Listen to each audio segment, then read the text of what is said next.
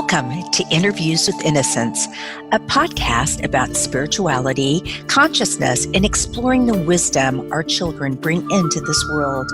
I believe that our very young children are our greatest teachers. After all, they're the masters of living in the present moment, bubbling in unconditional love, enjoying the messiness of life, and curious about the universe in all its dimensions. The pure essence that young children exhibit lives within all of us. My hope is that these interviews will help us discover, embrace, and connect with the sacred core of childhood that resides within each of our hearts. I am your host, Marla Hughes.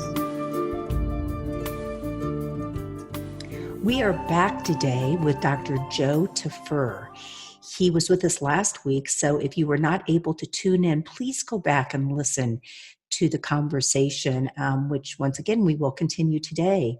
Dr. Tafur has been an integrative medicine activist throughout his medical career while in medical school at UCSD and during his family medicine residency at UCLA, University of California, Los Angeles.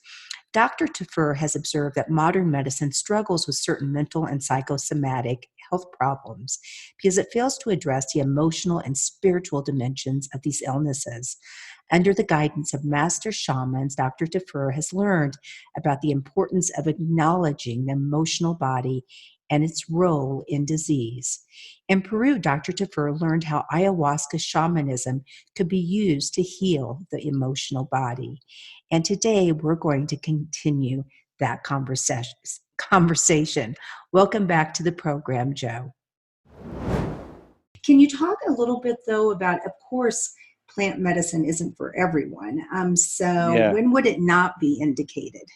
Well, there's a lot of reasons that it would not be indicated. And so that's very important for people to realize, although, some people have had really, really positive outcomes with ayahuasca and plant medicines.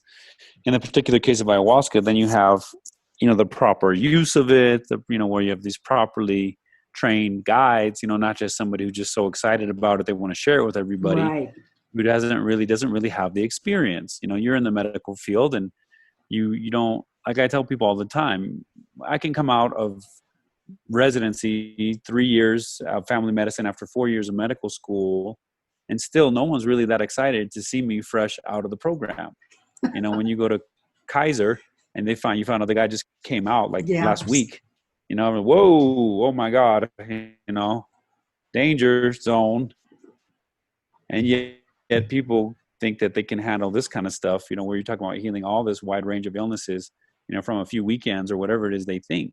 And it's just like the reality is they have no idea, what's possible. They have no idea the level of experience that exists out there. When you talk about a internal medical doctor who's been working for 40 years, what do they know versus somebody who's just like reading some books and some hobby approach to Western medicine. Right. It's a big, big difference.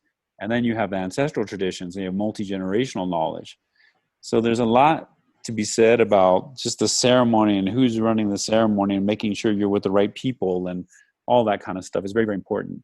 Right. And then as far as the patients are concerned, then then there's a lot to deal with and it's a lot to go through. And there's going to be potentially a lot of integration necessary for it to really sink in, for things to make a difference.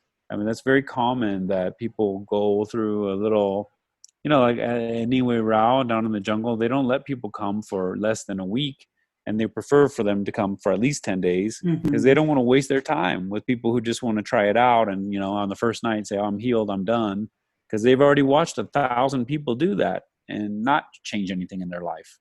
So it's just basic common sense from the experienced person. It doesn't work like that. That's not enough.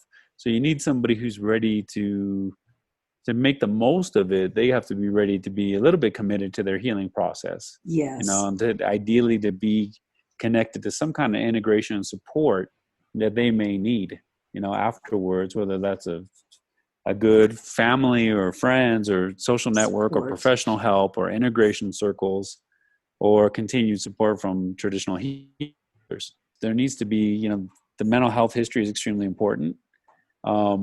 That's number one. Number two is cardiac stuff.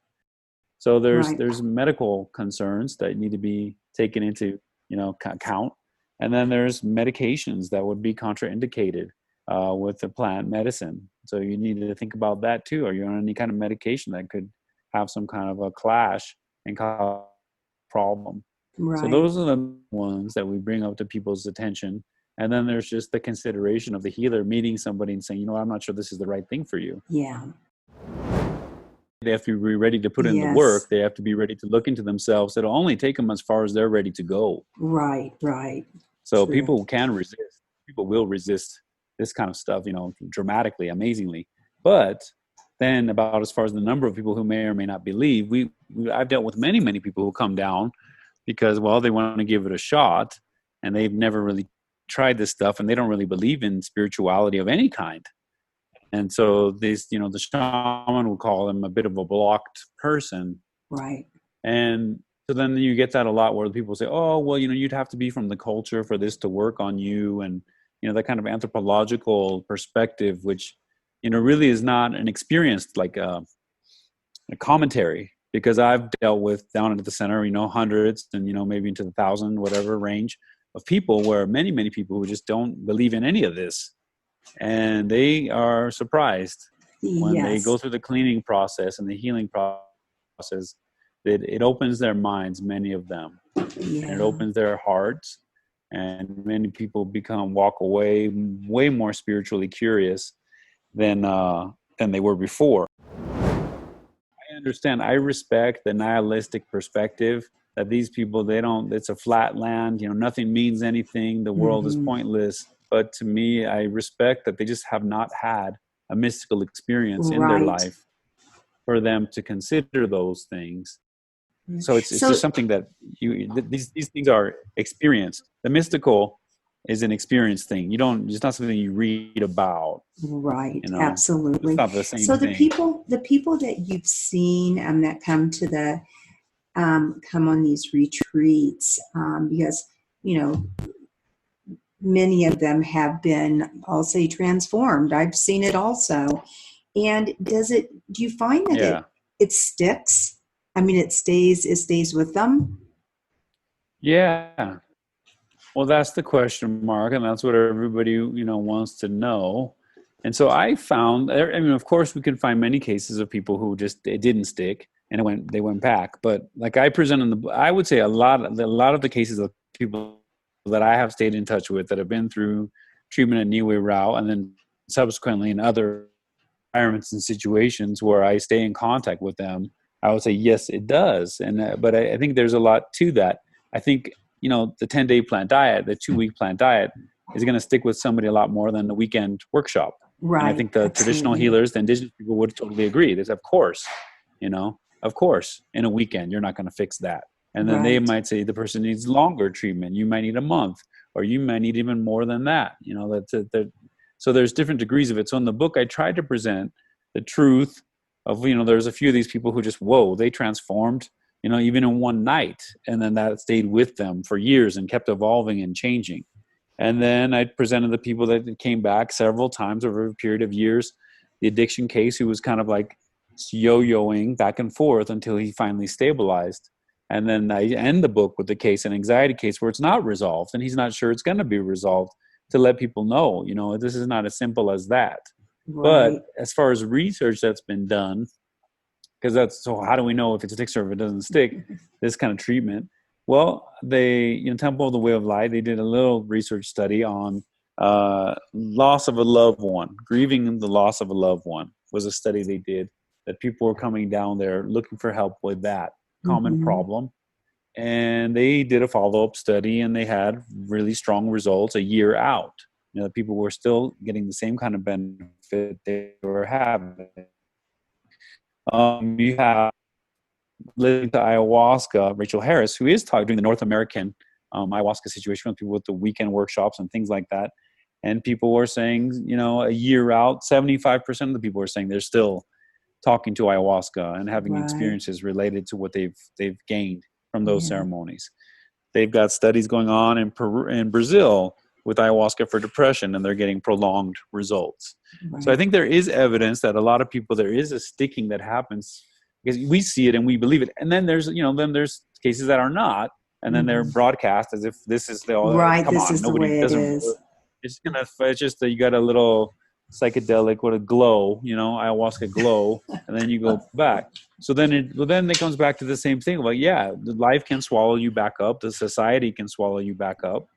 And so there does need to be a commitment to change, so this is a boost, but you can't really, if you don't change anything in your life afterwards, if you don't, like, there's the way that my Navajo friend, Daryl Slim, talks about the idea of, in the case of a peyote ceremony or other forms of traditional healing ceremony that may not involve any psychedelic plant medicine, says first there's the approach to it, which for us in Western culture, we talk about psychedelic stuff, setting, how do we approach it?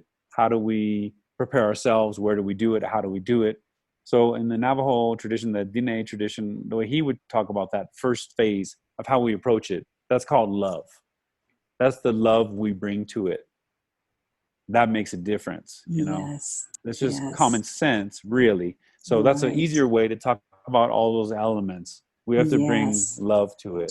So there's people who say, if you don't bring love and humility to this experience, you will not have the same gains as someone that does. Makes so much sense. These are called subjective facts, It's maybe not so easy to study and measure. Not so easy to study and measure, but we could just waste our time with just talking nonsense, or we can just say the truth. Yes, which is exactly. that if you don't bring love and humility to it, you will not get the same benefit. Right. That's wisdom. That's the voice of experience. Then you have the ceremony itself. So the ceremony, or it's the session, or whatever it is, and so they call that's the gift. That's the gift. So that's the gift, that's the opportunity. And so some things do shift in there. We see all kinds of things happen. And then afterwards is the integration process. Yes. The integration process, they call that, and I think it's a little more clearly stated, the responsibility. That's a great word for that. So then that's how he's a very wise guy, Daryl. Right. So he talks about it. So I like, and that's, that's the beauty of when we're reconnecting the ancestral traditions. In other words, how do we make the most of psychedelic medicine or these other therapies, or if this is just a little afterglow, how do we make the most of it? Well, one way is to drive knowledge from the ancestral multi-generational traditions who can teach us a little bit about how you work with that stuff, and it involves bringing the heart and soul of those concepts forward, just the way you would to becoming an Olympic champion. When it's something like that, they would say, if you don't put your heart into this, it's not going to work. Right. And somehow when we talk about medicine, well, no, where's that? Right. I love that though. So the love, the gift, and the responsibility. That's so beautiful. Those would be like keys to helping it stick. Yeah, I love that. But we need to wrap it up a little bit. I would like to just finish with something that I don't know if this was in your book or where this was, but I'm going to read it. After observing hundreds of people go through this kind of spiritual and emotional healing, Dr. Tafur recognized the broader value of spiritual healing techniques.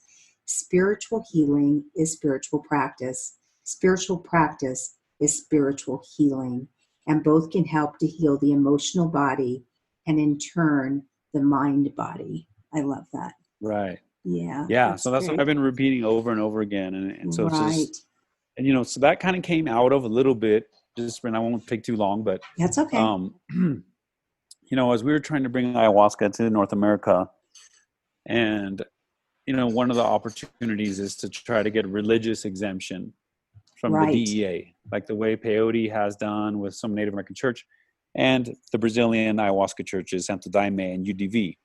So then people say to me, they're like, well, you're a doctor. Come on, you write a whole book about healing and medicine.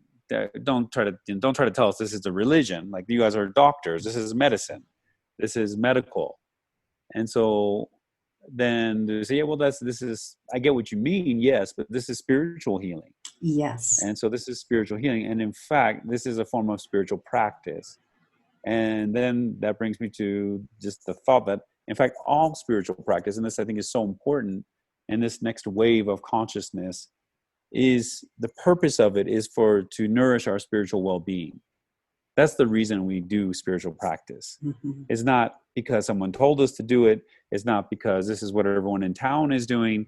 It's not because, I read it, and it should be, unless it's bringing some nourishment to your spiritual well-being, it's not really working. Right.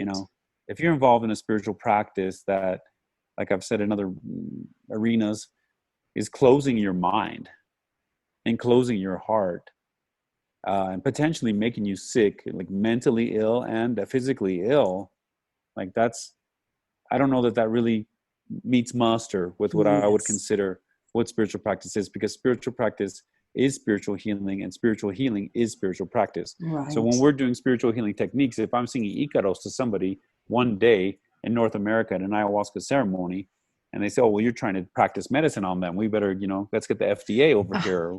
What's going on?" And I say, "Well, I wouldn't send you guys over to regulate this meditation center just because people are getting better from their anxiety." Right.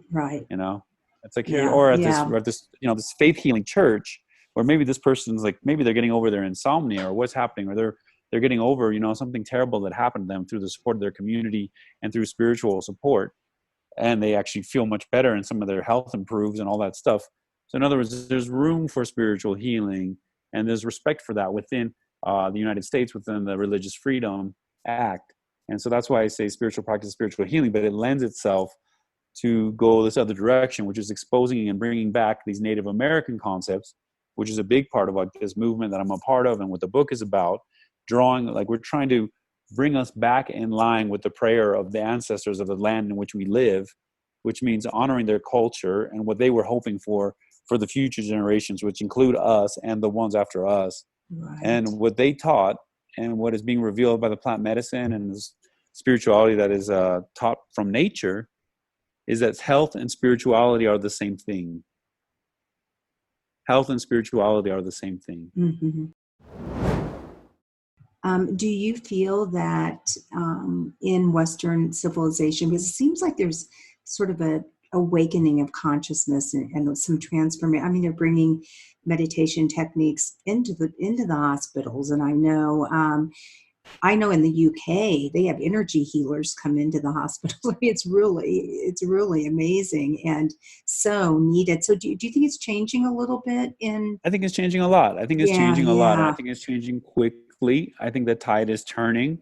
And so we're right there. We're right on the brink of that. And so, that's overall like the goal of the book to the Western audience is not so that everyone does ayahuasca, but I spell it out like in the last chapter of the role of spiritual healing in modern healthcare. Guess what? This is what Reiki healing can do for people. This is what, these are the areas of Western science to look at around these things, whether it's the emotional body and the psychoneuroendocrine immunologic network should be the reason I got involved, because they were studying energy healing, Reiki healing for that at UCSD in a lab with breast cancer survivors who still were fatigued. Yeah. So my friend Shamani Jain, who's a psychologist. So I witnessed that. So they're just saying this isn't a part of our physiology. We can focus on emotional physiology, I call it, that we can focus on, show that, hey, this is where prayer is helping. This is where Reiki is helping. This is where sweat lodge is helping. This is where all this kind of stuff is, meditation, et cetera, et cetera, et cetera. So it's letting people know, hey, people are flying all the way to Peru to do ayahuasca to try to get healing. What are they getting down there? I'm still going to be working with ayahuasca myself when we're bringing it to people and sharing with people, but there are many other ways to approach the emotional and spiritual dimensions of health, because that's what they're looking for. So bring that to them. You can do it. They don't have to do psychedelics. They can come at it different ways, breath work, somatic experience therapy, stuff that integrates all those elements. Yeah. And you see these big shifts happen for people. I did some holotropic breath work at my workshop, and it was it was amazing. I really went to another place, and it was very, very healing for me. So I know that a lot of listeners are thinking, gosh, I'd like to, I meditate, I do this, I do that, but I'd really like to, try ayahuasca. Right. And I know there are some churches now that are actually in America that do promote that, or not promote that, but offer that.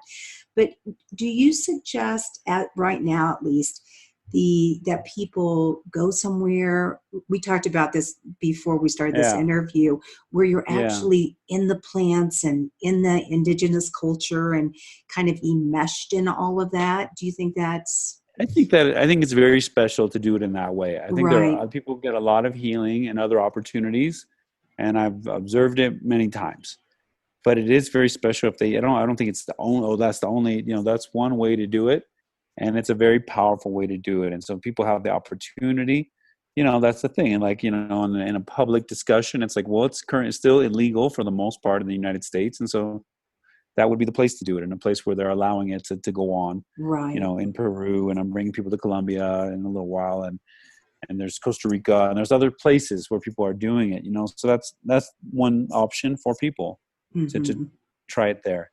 There's also like chakruna.net is a resource online. There's other resources, iseers.org, where they kind of at least try to give people guidance. Or for those people who are seeking this kind of thing, what are the things to watch out for? What are the things you want to make sure that is being covered so that you can be safe and, again, make the most from it. Make sure that the other side, that the healers are bringing the love to it that we talked about earlier. That they're not just trying to take advantage of people's need and all that stuff. Right. Well, as you say, it's very serious business. It's beautiful, profound, but it's serious. People it's a delicate matter. Seriously. Yeah. Well, Joe, thank you so much for coming on the show today.